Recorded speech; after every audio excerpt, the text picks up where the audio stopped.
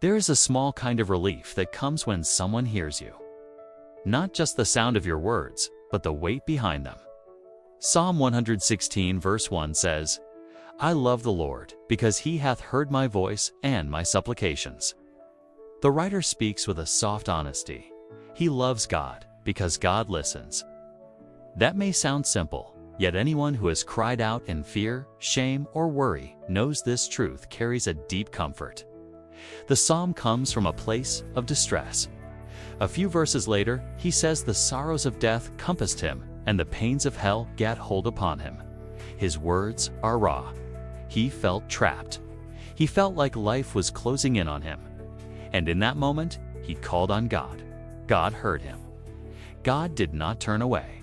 He did not treat the psalmist like a burden. He listened with care. Many people know what it feels like to pray and wonder if God hears anything at all.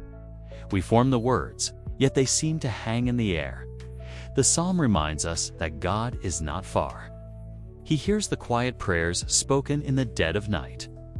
He hears the restless thoughts that never make it into words. He hears the breaking voices of those who barely have the strength to ask for help. There is an important truth here that we often skip. God hearing us does not always mean life gets fixed fast. The psalmist still walked through fear. He still felt pressure and pain. What changed first was not his situation, but his hope.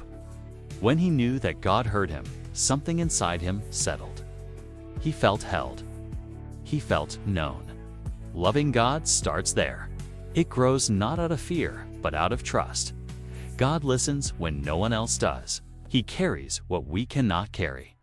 He leans close when we whisper things we feel ashamed to admit. Prayer is not a speech.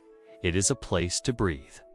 It is a place to put down your weight and know someone strong and kind sees it for what it is. This verse also challenges us. We want God to hear us. But do we hear him? His word speaks with a steady voice. Sometimes we miss it because we expect God to shout, yet he often speaks through scripture, quiet thoughts, or a small tug in the heart that we ignore. Love grows both ways. When we sit with him long enough to hear his voice, we learn that his patience and mercy are not ideas. They are real. Psalm 116 verse 1 is a simple confession, but it forms a whole way of living.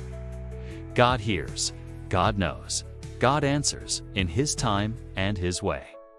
Our job is to speak to him with honesty and then rest in the truth that we are not unheard.